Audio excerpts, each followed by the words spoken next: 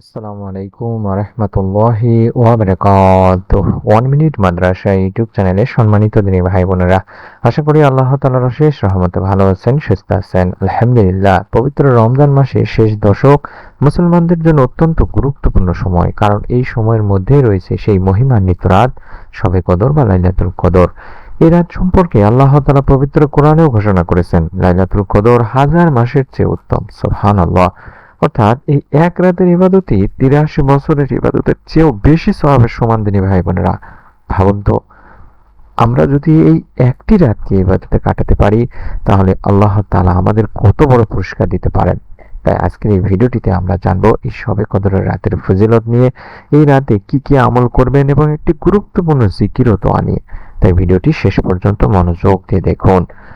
শবে কদর শব্দের অর্থই হলো মর্যাদাপূর্ণ রাত বা মহিমান্বিত রাত। এ রাতে আল্লাহ তাআলা পবিত্র কোরআন নাজিল শুরু করেন। কোরআনের একটি সম্পূর্ণ সূরা রয়েছে এই রাতকে কেন্দ্র করে, অর্থাৎ সূরা কদর যেটার নাম।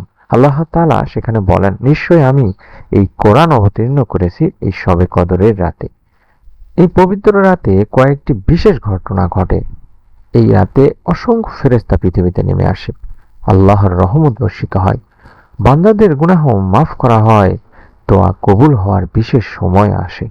হাদিস শরীফে এসেছে, আল্লাহ রাসূল সাল্লাল্লাহু আলাইহি সাল্লাম বলেছেন, যে ব্যক্তি ঈমান ও সওয়াবের আশায় এই লাইলাতুল কদরে ইবাদত করবে, তার পূর্বের সব গুনাহকে ক্ষমা করা হবে। সুবহানাল্লাহ।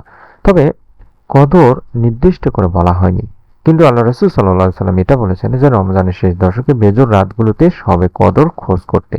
যেমন আজকের বেজোর রাত হলো 25-এর রাত। দিনী ভাই বোনেরা, তাই আমরা আজ রাতেও শবে কদর খোঁজার চেষ্টা করব এবং নামাজ আদায় করব। অনেক আলেম এটাও মনে করেন যে বেজোর রাতের যে কোনো এক রাতে শবে কদর হতে পারে বা এটি হওয়ার সম্ভাবনা বেশি। শবে কদরের রাতে একটি গুরুত্বপূর্ণ দোয়া রয়েছে, যা আল্লাহ রাসূল সাল্লাল্লাহু আলাইহি সাল্লাম নিজে শিক্ষা দিয়েছেন। হযরত আয়েশা রাদিয়াল্লাহু তাআলা আনহা একদিন আল্লাহ রাসূল সাল্লাল্লাহু আলাইহি সাল্লামকে জিজ্ঞাসা করলেন যে, ইয়া রাসূলুল্লাহ সাল্লাল্লাহু আলাইহি সাল্লাম, যদি আমি লাইলাতুল কদর পাই তাহলে কি দোয়া পড়ব? তখন আল্লাহ রাসূল সাল্লাল্লাহু আলাইহি সাল্লাম বলেছিলেন যে, তুমি আল্লাহুম্মা ইন্নাকা আফুন তুহিব্বুল আফওয়া ফাফু আন্নি, এই দোয়াটি পড়বে। অর্থাৎ, হে আল্লাহ, আপনি ক্ষমাশীল, আপনি ক্ষমা করতে ভালোবাসেন, তাই আমাকে ক্ষমা করে দিন। আমি আবারও দেখাচ্ছি, আল্লাহুম্মা ইন্নাকা আফুন তুহিব্বুল আফওয়া ফাফু আন্নি। দোয়াটি আমি আবারও দেখাবো, সমস্যা নেই ইনশাআল্লাহ। এই দোয়ার মধ্যে তিনটি বড় বিষয় রয়েছে। এক, আল্লাহর গুণের উল্লেখ রয়েছে। আল্লাহ ক্ষমা করতে ভালোবাসেন এবং বান্দা আল্লাহ তাআলার কাছে ক্ষমা চাইছে। এ কারণে এই দোয়াটি খুবই শক্তিশালী। তাছাড়াও এই রাতে কয়েকটি গুরুত্বপূর্ণ আমল করার চেষ্টা করবেন। এক, নফল নামাজ পড়বেন, রাতে উঠে তাহাজ্জুদ নামাজ পড়ার চেষ্টা করবেন। দুই, এই রাতে বেশি বেশি করে কোরআন পড়ার চেষ্টা করবেন, এটি সওয়াবের কাজ। তিন, বেশি বেশি পড়বেন আস্তাগফিরুল্লাহ আস্তাগফিরুল্লাহ, এর মাধ্যমে আল্লাহ রাব্বুল আলামিন গুনাহ মাফ করে থাকেন। এবং চার, আল্লাহ রাসূল সাল্লাল্লাহু আলাইহি সাল্লামের উপর বেশি বেশি দরুদ পড়বেন।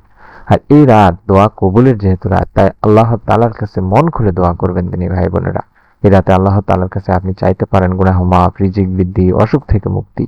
এছাড়াও সন্তানের জন্য দোয়া করবেন, পরিবারের শান্তির জন্য দোয়া করবেন, জান্নাত কামনা করবেন, কারণ আল্লাহ হচ্ছে সবচেয়ে বড় দাতা, আল্লাহ দিতে পারেন।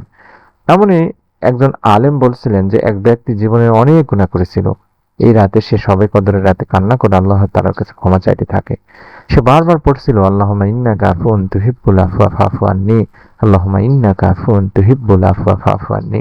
কিছুদিন পর তার জীবন এমন ভাবে বদলে গেল যে জীবনে এমন পরিবর্তন আসলো, কারণ আল্লাহ রাব্বুল আলামিন যখন ক্ষমা করে থাকেন তখন মানুষের জীবন বদলে যায়। দিনী ভাই বোনেরা, তাই মনে রাখবেন, এই শবে কদরের রাতকে কখনোই নষ্ট করা যাবে না বা করবেনও না।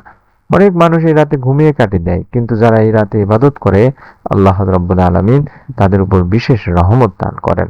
তাই আজকের এই রাতটি ইবাদতে কাটানোর চেষ্টা করুন, নামাজ পড়ুন, কোরআন পড়ুন, ইস্তেগফার করুন, বেশি বেশি দরুদ পড়ুন এবং বিশেষ করে আল্লাহুম্মা ইন্নাকা আফুন তুহিব্বুল আফওয়া ফাফু আন্নি, আল্লাহুম্মা ইন্নাকা আফুন তুহিব্বুল আফওয়া ফাফু আন্নি, এই দোয়াটি বেশি বেশি করে পড়ুন। আল্লাহ আমাদের সবাইকে শবে কদরের বরকত পাওয়ার তৌফিক দান করুন। আল্লাহ আমাদের গুনাহগুলোকে ক্ষমা করে দিন। আল্লাহ আমাদের দোয়া কবুল করুন, আমিন। আপনাদের কাছে অনুরোধ করব, অবশ্যই ভিডিওটি ভালো লাগলে একটি করে লাইক দিবেন, চ্যানেলটি সাবস্ক্রাইব করবেন এবং বন্ধুদের সাথে ভিডিওটি শেয়ার করবেন, যাতে তারাও এই গুরুত্বপূর্ণ দোয়া সম্পর্কে জানতে পারেন। সকলে ভালো থাকুন, সুস্থ থাকুন। আসসালামু আলাইকুম ওয়া রাহমাতুল্লাহি ওয়া বারাকাতুহু।